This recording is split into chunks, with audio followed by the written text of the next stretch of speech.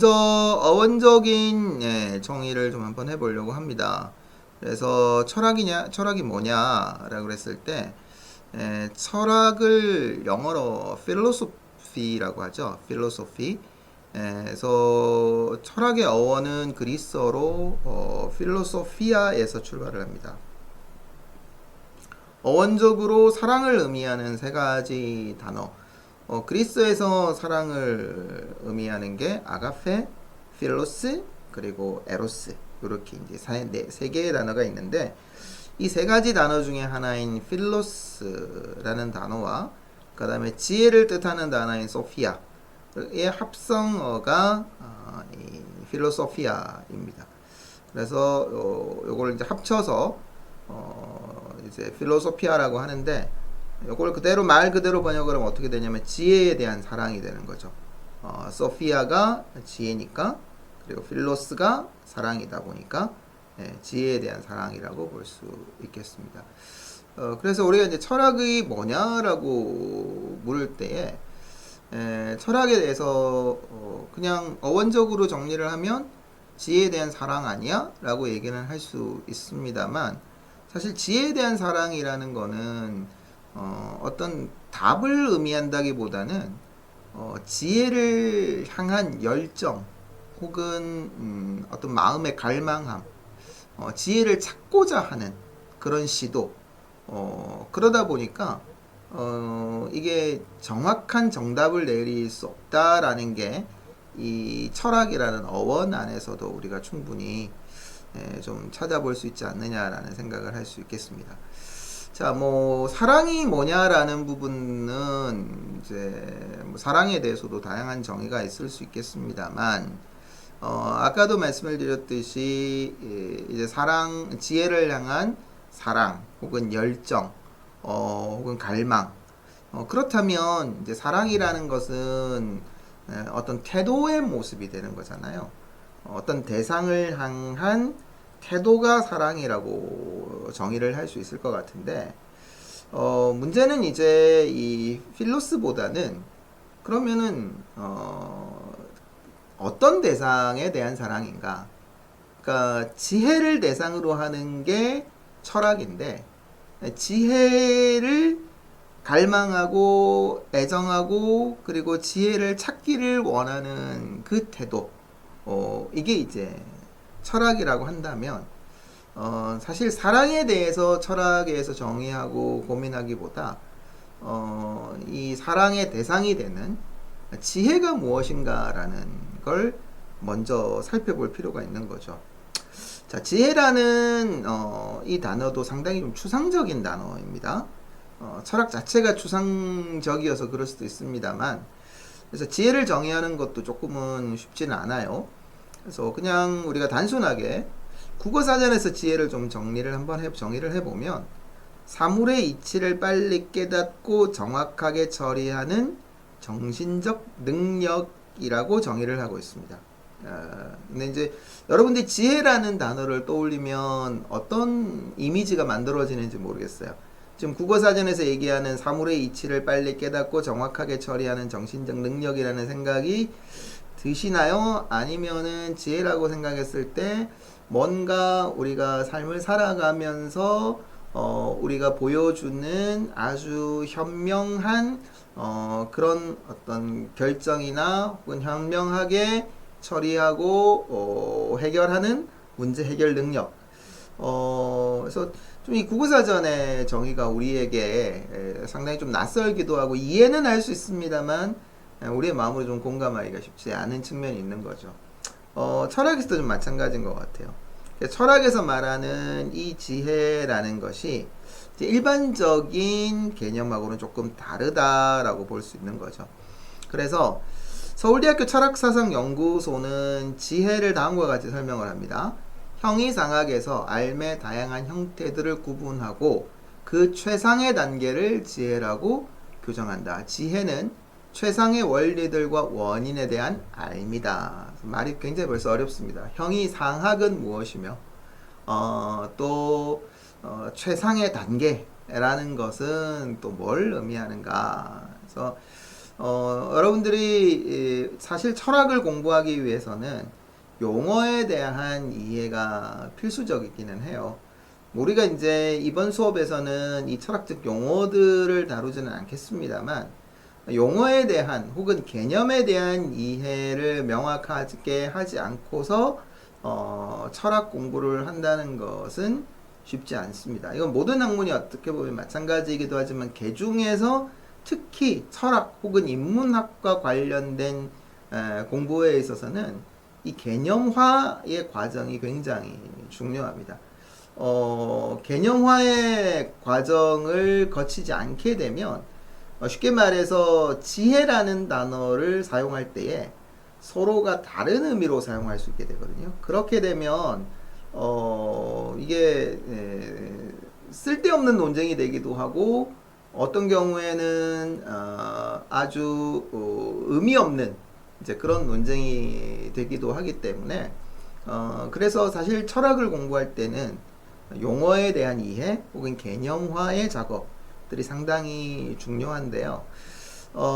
그래서 우리가 이제 지혜가 뭐냐라고 얘기할 때에 저는 좀 쉽게 여러분들이 그냥 알미라고 생각하시면 좋을 것 같아요. 지금 마지막에도 뭐라고 표현한 건 지혜는 최상의 원리들과 원인에 대한 알미다. 그래서 철학적인 관점에서 지혜는 모든 것에 관하여 알고 싶어하는 인간의 기본적인 욕구를 바탕으로 한다. 결국 어떤 알을 가지고 있느냐, 내가 세상을 살아가면서 필요한 알을 내가 가지고 있느냐, 혹은 누군가가 궁금해하고 있는 것에 대한 알을 제공할 수 있느냐, 그런 의미에 있어서 이 알을 제공할 수 있다는 것, 그리고 내가 무언가를 알고 있다는 것, 이것이 지혜가 되는 거고요. 그런 지혜에 대한 갈망함과 열정 혹은 애정과 사랑을 가지고 그 지혜를 알고자 하는 열정, 그 열정이 바로 철학이다라고 얘기를 할 수 있는 거죠. 그러니까 이제 이 철학을 어떤 우리가 학문적인 측면에서 놓고 본다면 그런 모든 종류의 알을 다루는 학문이 철학이다라고 얘기를 할 수 있겠지만, 사실은 철학이라는 이 단어 속에 들어있는 것은 지혜에 대한 욕구, 알에 대한 욕구, 이 알에 대한 욕구를 충족시키고자 하는 그런 인간의 마음, 그런 인간의 기본적인 욕구를 다루고 있는 것이 바로 철학이다라고 얘기를 할 수 있겠습니다. 그래서 사실 그래서 어떻게 보면 그 욕구라는 것이 철학에서는 어떤 형태로 나타나게 되냐면 질문이라는 형태로 나타나게 되는 거예요. 그래서 나는 누구인가? 세상은 어떻게 시작되었는가? 그리고 세상은 어떻게 종말을 맞이할 것인가? 그러니까 이런 질문들은 물론 관심이 없는 사람들도 있겠지만 우리의 어떤 인생을 살아가면서 우리의 그 마음에, 우리의 정신의 밑바닥에 이렇게 깔려 있는 거죠. 그러니까 우리가 이제 바쁘고 힘든 삶을 살아가다 보면 이런 생각을 전혀 할 수가 없어요. 그리고 하기도 어려워요. 어떻게 보면은 굉장히 사치스러운 게 되는 거죠. 그렇지만 그러면 왜 살아야 되느냐는 질문에 대한 답을 가지고 있는 사람이 더 열심히 살게 되고, 그리고 더 의미 있는 삶을 살게 되는 거거든요. 그런 측면에 있어서 이 철학적인 질문 혹은 우리가 가지고 있는 인간의 가장 기본적인 궁금함, 호기심, 이 부분들이 우리의 삶을 전혀 다른 형태로 이끌어갈 수도 있다라는 점에 있어서 우리가 좀 더 나은 인생을 살고 삶을 살기 위한 어떤 그런 지혜의 영역들, 알의 영역들을 다루는 학문이 철학이다라고 이해를 하시면 더 좋을 것 같습니다. 자, 철학을 조금 개념적으로 정리를 좀 한번 해보려고 합니다. 아까 이제 어원적으로, 그렇죠? 필로소피아, 필로소피아에서 나온 철학의 어원적인 정의를 했습니다.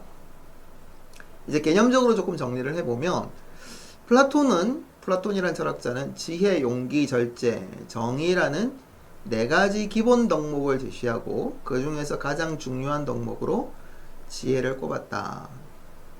플라톤에게 있어서 지혜는 인간을 신에 가까운 존재로 만들어주는 것이었다. 플라톤의 지혜는 사물의 보이는 모습 너머를 볼 수 있는 통찰력이자 사물의 옳고 그름을 구별할 수 있는 분별력이며 국가를 운영하기에 충분한 지식을 말한다. 그래서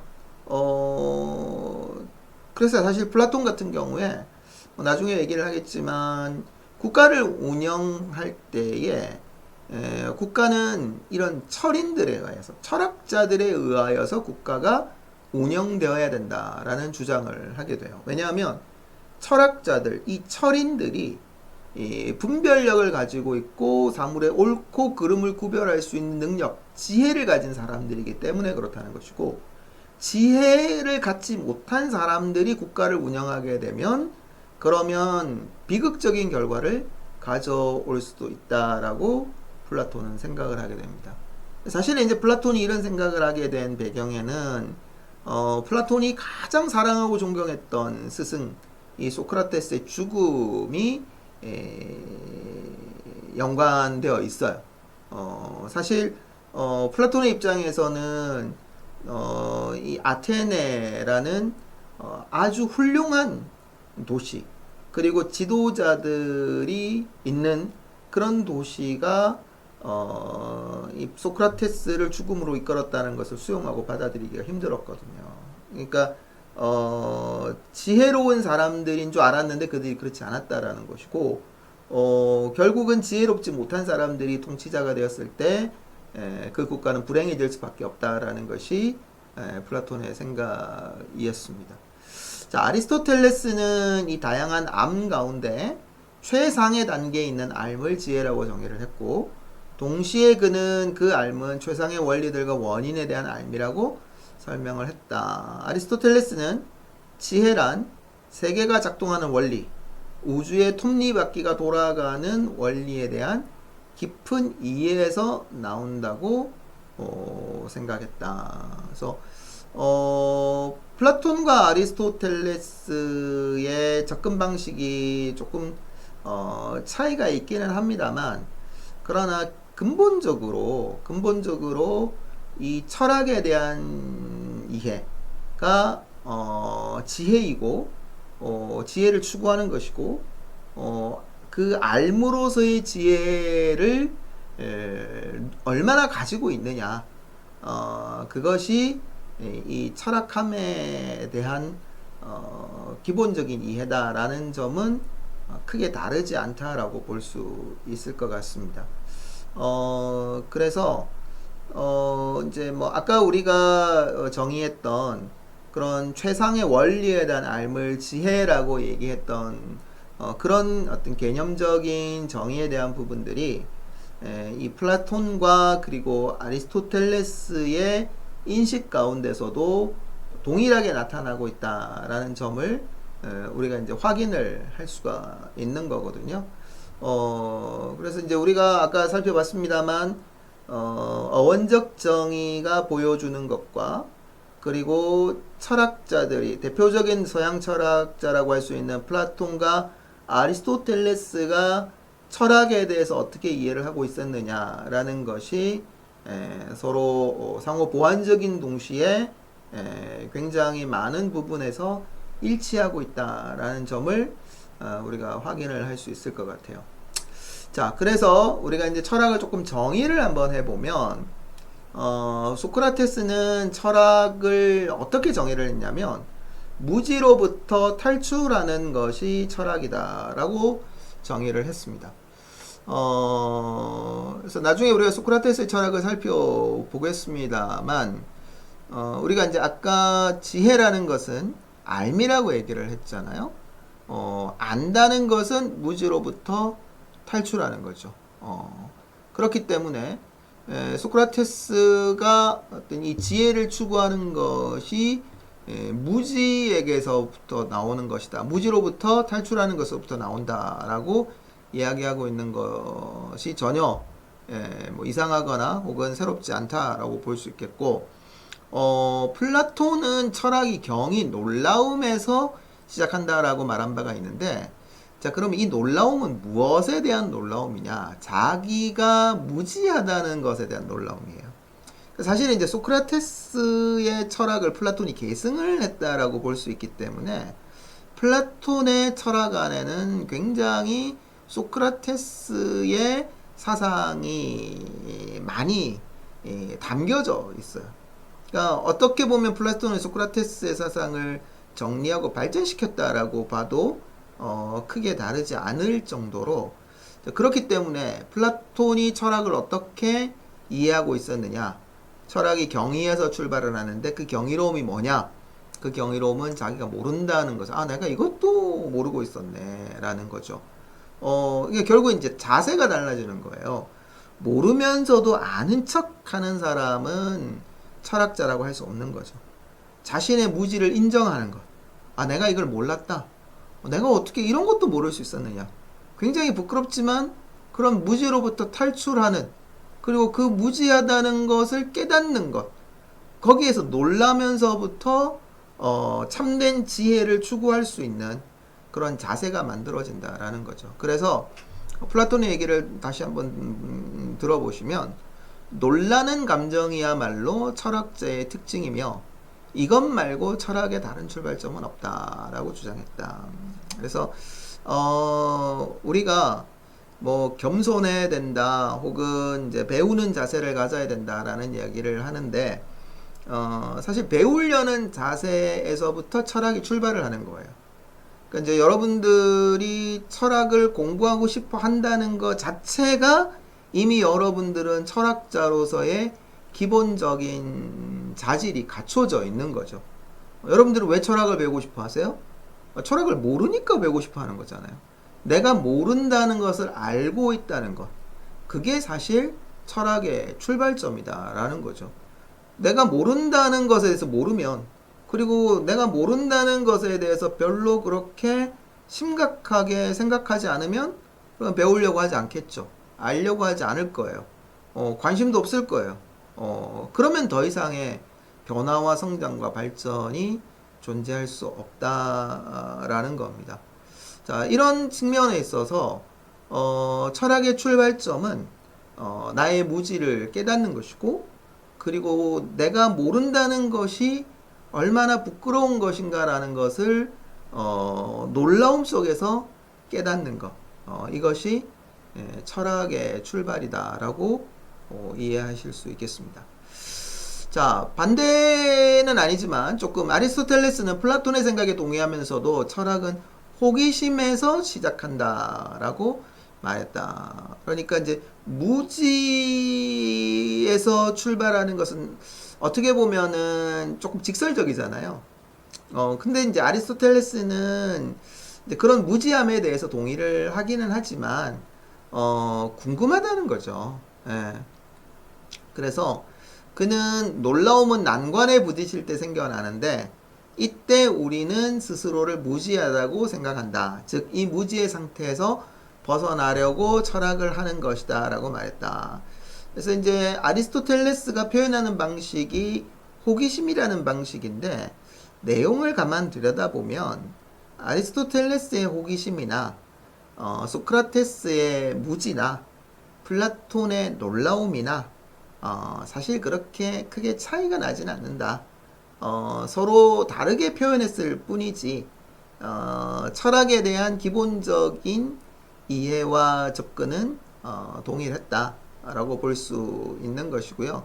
뭐 아리스토텔레스 같은 경우에는 놀라움은 난관에 부딪혔을 때 생겨난다. 그러니까 이제 난관에 부딪혔을 때 놀라움을 통해서 내 무지함을 깨닫는 사람들도 있지만, 난관에 부딪히면 짜증을 내는 사람도 많이 있죠.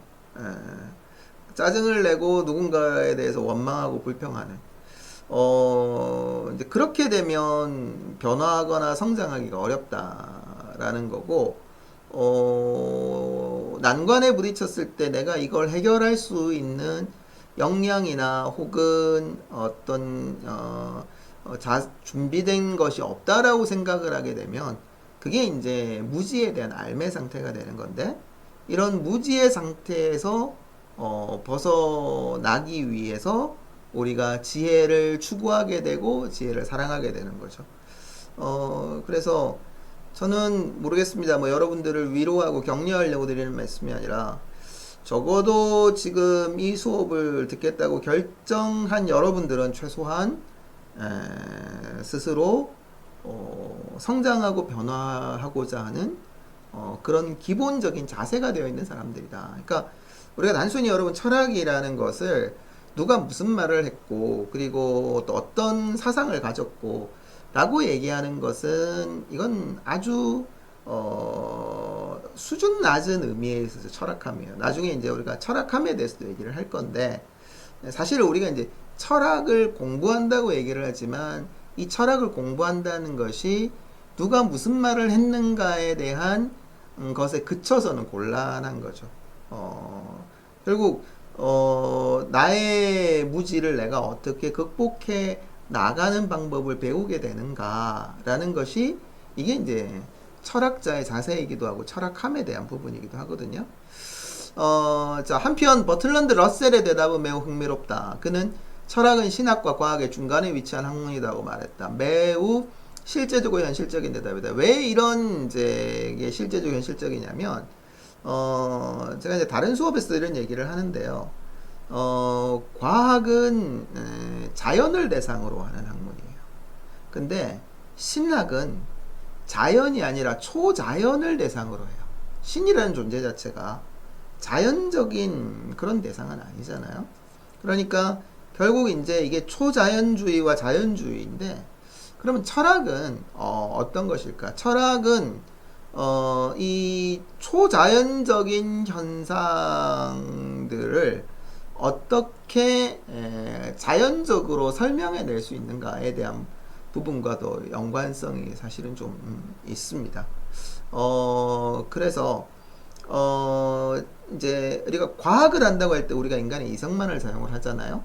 근데 이제 신학과 관련된 이거 이제 신학이라고도 할 수 있겠고, 혹은 이제 뭐 철학 이전의 세계를 얘기할 때 우리가 이제 신화적 사고라고 얘기를 하는데, 이제 이 신화적 사고의 단계에 있어서는 단순히 인간의 이성만으로 설명할 수 있는 그런 일들만 있는 건 아니에요.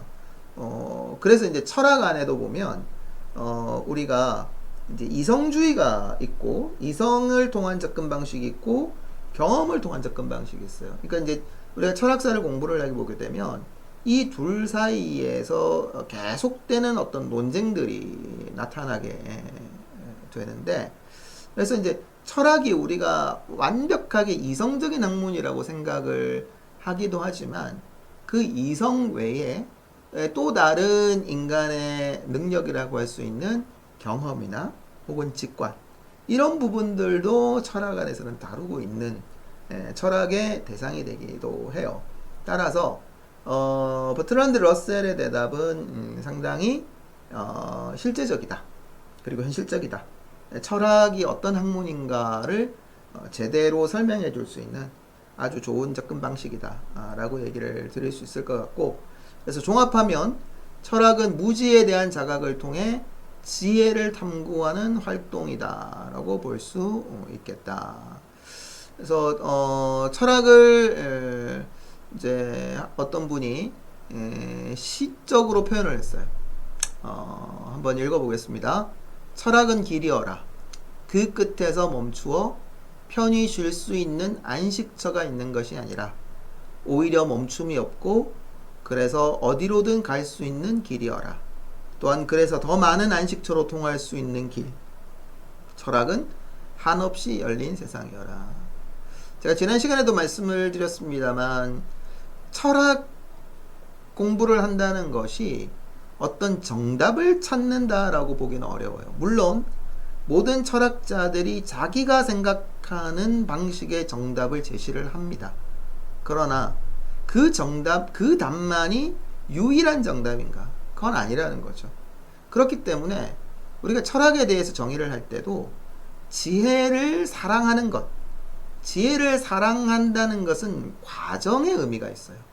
그러니까 지금 우리가 철학을 길이라고 표현하잖아요. 그리고 끝에 안식처가 있는 정답이 있는 그런 길이 아니라 그 길은 어떤 의미에서는 끊임없이 가야 되는 거예요. 그래서 철학이 힘들고 어려운 거죠. 그러니까 물론 철학이 지나치게 추상적이고 그리고 어려운 단어와 그리고 개념을 자꾸 끄집어내기 때문에 그래서 어려운 것일 수도 있습니다만 사실 우리가 그런 개념은 조금 쉽게 전환할 수도 있고 쉽게 설명할 수도 있어요. 그러나 철학이라는 이 학문 혹은 영역 자체가 단정적으로 그러니까 수학은 어떻게 보면 1 더하기 1은 2잖아요. 이 결과가 한눈에 나오고 정확하게 뭔가 옳다 그르다라는 게 판별이 되어지는데 철학은 그렇지가 않아요. 우리가 이제 다음 시간에서도 좀 보겠습니다. 철학함에 대한 얘기를 하면서도 좀 볼 건데 철학은 굉장히 우리가 명확하게 답하기 어려운 다양한 딜레마들을 다루고 있고 그 딜레마들 속에서 어떤 것이 가장 모든 사람들에게 수용할 만한 가치가 있는가라는 것을 찾아가는 그런 방식이다 보니까 철학을 공부하면서 우리가 이제 사고 자체가 경직되거나 편협해져서는 곤란하다라는 말씀을 드려야 될 것 같고 그래서 뭐 이 수업을 하면 여러분들이 뭐 철학에 대한 명확한 이해와 지식을 얻게 된다라기보다는 결국 우리는 철학함에 대한 방법을 배우는 것이고 내가 인생을 살면서 나 자신을 바라보는 관점이나 혹은 이 세상을 바라보는 관점에 상당히 다양한 측면들을 이제 우리가 수용하면서도 동시에 나만의 관점과 나만의 생각을 어떻게 정립해 갈 수 있는가. 그러니까 수많은 이들의 이야기들을 들으면서 그 이야기의 장단점이 무엇인지 그리고 어떤 것이 좀 더 설득력이 있는 것인지 그래서 우리는 이제 그 방법을 찾아가는 길과 여정에 있고 또 그런 다양한 우리의 입장과 상황에 대한 이해를 할 수 있는 것이 철학이다라고 말씀을 드릴 수 있을 것 같습니다. 자, 먼저 이제 첫 번째 철학과 일상입니다. 우리 시대에 철학이 과연 필요할까? 여러분 어떻게 생각하시나요? 철학이 정말 필요할까요?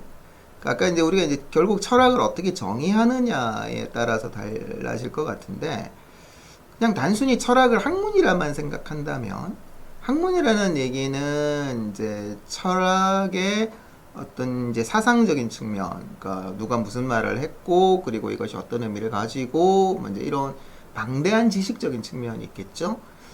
그런 방대한 지식을 철학이라고 우리가 정의를 한다면, 그러면 사실 우리가 그걸 다 배울 필요는 없지 않을까 싶은 생각이 들어요. 근데 과연 철학이 무엇인가? 지혜에 대한 사랑이다, 열정이다. 그러니까 그 지혜는 무언가를 알고 싶어하는 어떤 그런 마음이란 말이에요. 최고의 가치 혹은 최상위의 것들을 알고 싶어하는 그 알에 대한 것이 지혜인데, 그러면 만약 우리가 철학을 지혜에 대한 사랑과 알미라고 정의를 하게 된다면, 그러면 우리 시대의 철학은 반드시 필요한 것이 아닐까요? 그 알은 뭐 현실적으로 따지었을 때 많은 사람들이 원하는 건 돈이겠죠. 돈 버는 방법이 될 거고, 그리고 돈을 좀 더 쉽게 벌 수 있는 혹은 안정적인 직업을 가지게 되는. 근데 그것만으로 우리의 인생이 의미 있다고 얘기할 수 있을까? 너무 고리타분한 이야기, 또 지나치게 도덕적이고 이론적인 얘기라고 여러분들이 생각하지 마시고, 가치 없는 인생이 과연 얼마나 행복할까라는 생각을 좀 할 필요는 있을 것 같아요. 우리가 행복하기 위한 조건들이 여러 가지가 많이 있습니다. 그 가운데 하나가 저는 돈이라고 생각을 해요. 그러니까 돈이 가지고 있는 위력과 혹은 돈이 줄 수 있는 기쁨과 행복을 뭐 결코 우리가 간과하거나 혹은 폄하할 필요는 없다고 생각합니다. 그러나 그럼 돈만으로 우리가 행복할 수 있는가? 뭐 어떤 사람이 그런 얘기 했다고 하죠. 돈으로 행복을 살 수 없다면 그만큼 충분한 돈을 갖지 못했기 때문이다. 뭐 이런 말을 하는 사람도 있는데 과연 돈으로 충분히 행복해질 수 있는가? 네, 그것만은 아닐 것 같아요. 그러니까 우리가 다양한 것에서 행복을 느낀단 말이에요. 내가 행복한 게 다른 사람의 행복함과 달라요. 그렇기 때문에 뭐 누군가는 돈으로 행복을 충분히 살 수도 있다고 생각하고 돈만 있으면 행복한 사람도 있겠지만 전혀 그렇지 않은 사람들도 있는 거죠. 혼자 있는 시간이 굉장히 행복한 사람도 있지만 혼자 있으면 우울하고 슬프고 답답한 사람도 있는 거예요. 그러면 누군가에게는 혼자 있는 시간이 행복한 시간이지만 누군가에게는 함께 더불어 살아가는 그 시간이 행복하단 말이에요. 자, 이런 의미에 있어서 이제 우리가 우리의 삶에 어떤 삶을 살아감에 있어서 나에게 필요한 것이 무엇인지, 그리고 나에게 유익한 것이 무엇인지, 나에게 유익한 것이 또 다른 사람에게 우리 사회에 어떤 유익을 줄 수 있는지라는 것을 찾아 나아가는 그런 노력은 굉장히 중요하다. 그런 의미에서 철학은 반드시 필요하다. 그래서 그냥 여러분들한테 뭐 책을 한 권 그냥 소개를 시켜드리면 상당히 이제 재밌는 제목입니다. 철학은 어떻게 삶의 무기가 되었는가. 그래서 그 밑에 보시면은 부제가 뭐라고 붙었냐면 불확실한 삶을 돌파하는 50가지 생각 도구. 우리의 삶에 다가오는 여러 가지 불확실성들을 우리가 어떻게 해결하고 극복해낼 수 있는가. 그 밑에 또 상당히 재밌는 이제 질문이 하나 있죠. 왜 세계 최고의 리더들은 철학 공부에 기꺼이 시간을 내는가. 그러니까 뭐 내가 세계 최고의 리더가 되기 위해서 철학 공부를 해야 된다.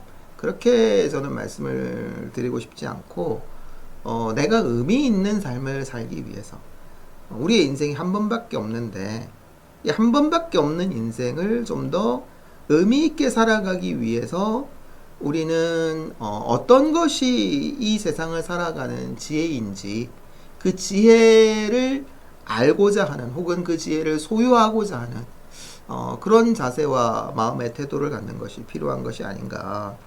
자, 그래서 뭐 그런 질문들이 가능한 거죠. 철학 전문가도 아닌 작가가 왜 사회인을 위한 철학책을 쓰고자 했을까?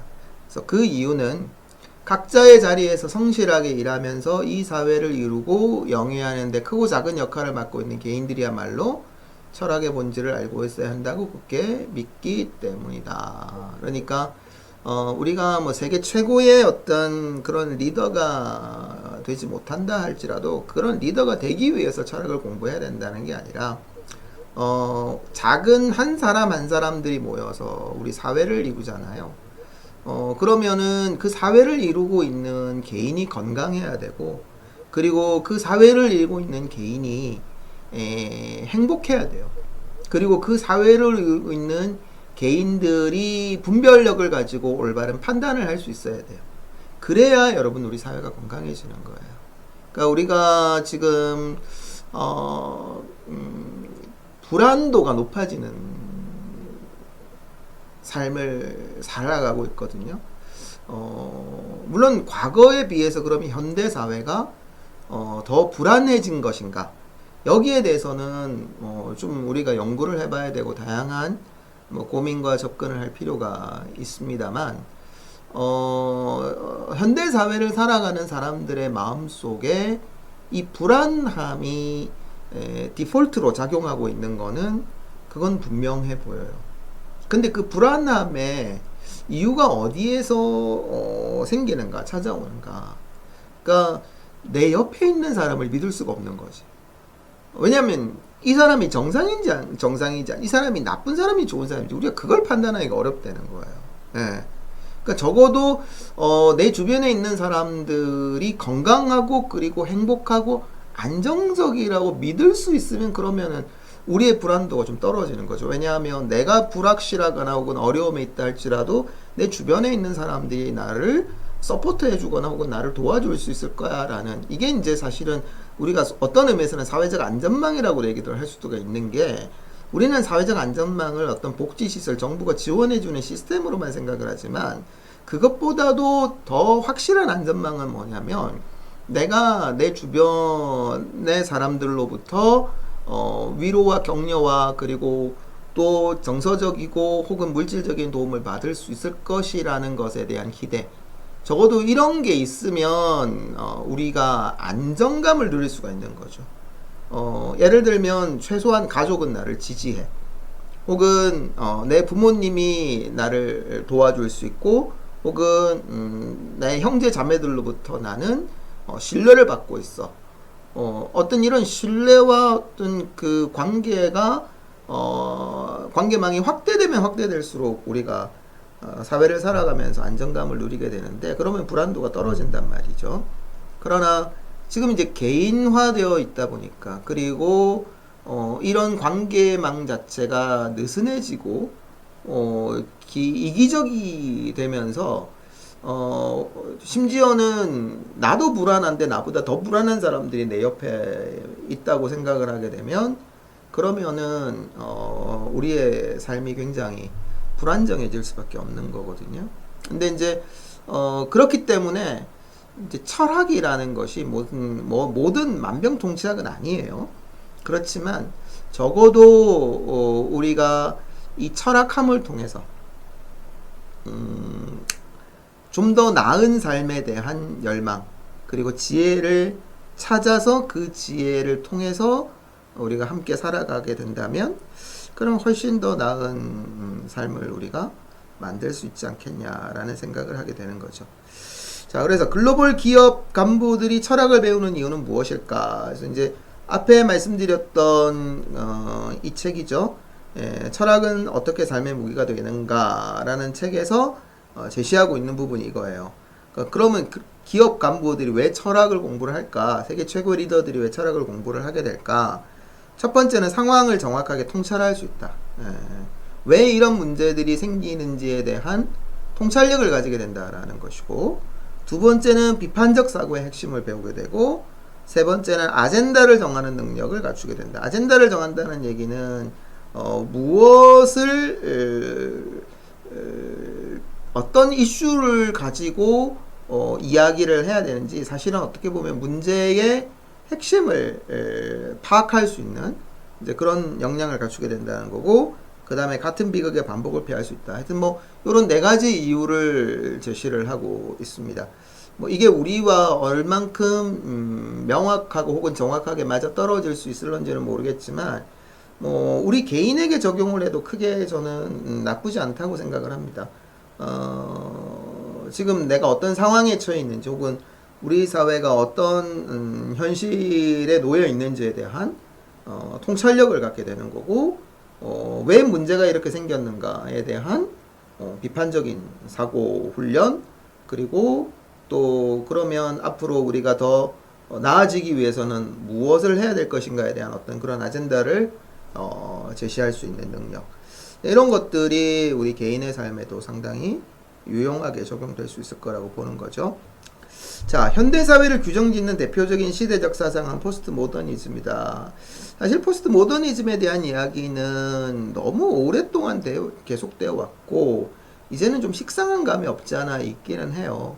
그렇긴 하지만 우리가 이제 포스트 모더니즘이라는 단어가 의미하는 것이 근대 이후잖아요.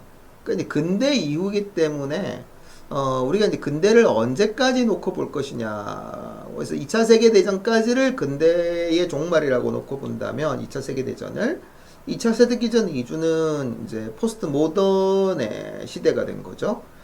사실 이제 2차 세계대전이 1945년에 끝났고, 그 이후로 지금이 2024년이니까 거의 한 80년 가까이 시간이 지났기 때문에 이 포스트 모더니티의 흐름이 포스트 모더니즘의 흐름이 상당히 그래도 오랫동안 지속되어 왔다라고 볼 수 있어요. 그러다 보니까 뭐 식상한 부분이 없지 않아 있기는 하지만 그렇다 그래서 지금 우리가 살아가는 시대가 이 포스트 모더니즘을 벗어났느냐라고 보기는 또 어렵다는 겁니다.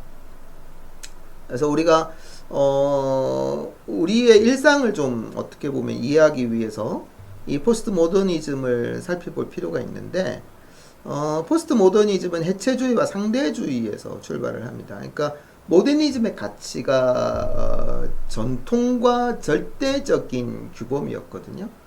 그러니까 그 전통을 해체하는 거죠. 그러니까 전통적 가치가 무너지는 거고, 전통적으로 우리가 절대적 규범이 있었다고 얘기하는 그 가치가 이제는, 그러니까 어떻게 보면은, A는 B야라고 얘기할 수 있는 그런 어떤 정답이 제시되는 시대가 근대 사회였다면, 모더니즘의 시대였다면, 이 포스트 모더니즘은 A는 B도 될 수 있고 C도 될 수 있고 D도 될 수 있어라는. 그러니까 A는 B야라는 것의 전통적 가치가 해체됨과 동시에 A는 C도 될 수 있고 D도 될 수 있고 E도 될 수 있어요라는 어떤 이런 상대주의적 가치가 이제 나타나기 시작을 한 거죠. 그래서 포스트 모더니즘은 절대적 규범과 가치의 필요성을 무너뜨렸다. 덕분에 우리의 일상은 매우 혼란스러워졌다. 그러니까 이제 이 절대주의와 상대주의는 나중에 소크라테스 이전의 철학을 우리가 이야기하면서도 다룰 거예요. 그렇기 때문에 어떤 이 절대주의와 상대주의라는 것이 포스트 모더니즘 현대 사회에서 출발했다고 보기는 어려워요. 그렇기는 하지만 이제 우리가 이제 이런 시대적인 흐름 속에서 과거에는 이제 무엇이 옳은가, 그러니까 도덕과 윤리라는 측면에 있어서 최소한 우리 사회에 통용되는 기준과 가치는 존재했었는데 이 포스트 모더니 시대가 되면서 개인화되면서 해체주의에 따른 개인주의적인 흐름이 결국은 내가 생각하는 것이 옳아라는 어떤 이 객관적인 가치와 진리를 주관화시켜버린 그런 시대가 됐다는 것이고, 결국 그것은 절대적인 객관적 규범이나 가치를 이제 부정하게 되는 거죠. 부정하게 되면서 이제 절대적인 어떤 옳고 그름의 영역이 상당히 희석화돼 버린. 그래서 이게 뭐 그러면은 모두게 이런 포스트 모더니즘이 다 나쁜 거냐라고 보기는 어렵습니다만, 어쨌든 이제 전통적인 규범과 가치가 무너지게 되면서 혼란의 상태가 계속해서 지속되는. 그러니까 이제 여기에서는 이게 이제 기준점이 없다 보니까 내가 기준이 될 수밖에 없잖아요. 그래서 이게 이제 긍정적인 측면으로 생각을 해보면 창의적이 될 수 있고, 그리고 어떻게 보면 그 고리타분한 어떤 틀을 깨트리는 그런 새로운 시도가 많이 나타날 수도 있다라는 장점도 있습니다만, 나의 욕망과 혹은 절제되지 못한 나의 그 욕구가 마치 정당화되는, 타인에 대한 존중과 배려가 사라져 버리게 되는 이런 상당히 그 위험한 요소들도 이 포스트 모더니즘 안에는 존재하고 있다라고 봐야 되는 거죠. 자, 철학의 특징을 좀 한번 보도록 하겠습니다.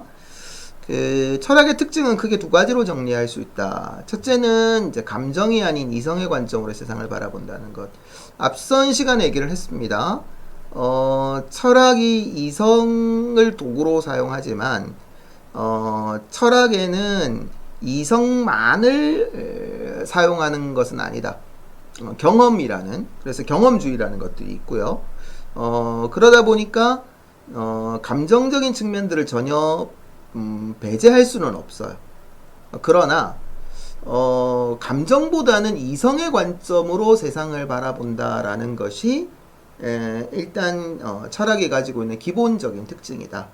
그래서 이성적 판단을 하도록 한다라는 것이 철학의 특징이라고 볼 수 있겠고, 두 번째는 이제 비판적 사고를 통해서 하나의 정답만을 고집하지 않는다는 점이다.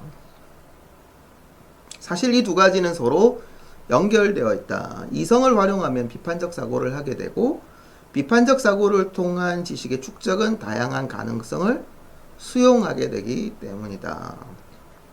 그래서 뭐 요런 철학적인 특징들을 여러분들이 잘 고려를 하시고 생각을 해주시면 좋겠습니다. 예를 들어서 이제 물에 A, B, C 세 사람이 빠졌다. A와 B를 구하고자 하면 살릴 확률이 99%인데 C를 구하러 달려가더라도 살릴 확률은 1%다. 자, 당신은 누구를 살릴 것인가? 여기서 이제 이성적으로 판단을 하게 되면 99% 살릴 수 있는 A와 B를 살리는 게 맞겠죠. C를 살리는 거는 이거는 말이 안 되는 얘기잖아요. 근데 만일 C가 나의 가족인이라 지인이라면 난 어떤 결정을 할 건가? 과연 그럴 때도 A와 B를 살리는 결정을 할 것인가? C를 포기할 건가? 라는 문제가 생기는 거죠.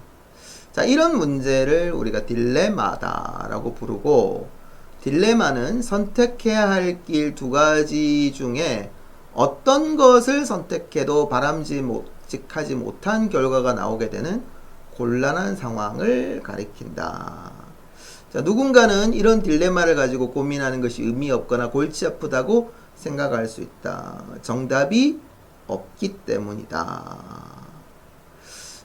자, 그렇지만 철학은 정답을 찾는 학문이라기보다는 정답을 찾으려고 노력하는 학문이라고 볼 수 있다. 그래서 임마누엘 칸트는 철학은 가르칠 수 있는 것이 아니다. 다만 철학함을 가르칠 수 있을 뿐이다. 라는 말을 남겼다. 앞 시간에서도 그 얘기를 했습니다. 철학이라는 어원적 정의가 지혜에 대한 사랑, 지혜는 알미잖아요. 그러면 알에 대한 사랑, 뭔가 배우고 싶어하는 마음. 그래서 이 철학을 정의할 때 이 철학에 대한 정의 안에는 철학이 답을 주는 어떤 그런 학문이나 혹은 활동이라기보다는 답을 찾으려고 노력하고 애쓰는 것이다 라는 어떤 이런 내용이 철학의 정의 안에 포함되어 있다라는 얘기를 했는데, 그러다 보니까 철학함을 가르치는 것이 훨씬 더 정확한 표현이다 라고 볼 수 있는 거죠. 그러니까 철학을 가르친다는 얘기는 이건 지식적인 측면이 될 수 있어요. 학문적으로. 뭐 예를 들어서 칸트가 무슨 말을 했고, 소크라테스가 무슨 말을 했고, 뭐 플라톤이 어떤 얘기를 했고, 요런 것은 가르쳐지겠죠. 지식적인 측면이니까. 그러나 철학이라는 것이 그런 지식의 축적을 의미하는 것이 아니라 지혜를 추구하는 거잖아요. 지혜를 향한 열정. 그러니까 지식과 지혜는 다르단 말이에요. 근데 지혜라는 것이 지식이 이 밑에 토대가 되어야만 사실은 우리가 지혜를 찾고 지혜로워질 수 있기 때문에 그런 의미에 있어서 지식이 필요하기는 하지만 어떤 이걸 지식적인 측면에서 철학으로 우리가 이해해서는 곤란하고, 철학은 철학함이라는, 그래서 그 밑에 이제 보시면 철학은 지식을 축적하는 것이 아니라 이성을 통해 스스로 사유하는 방식을 배우는 학문이기 때문이다. 그래서 결국 철학에서 가장 중요한 것은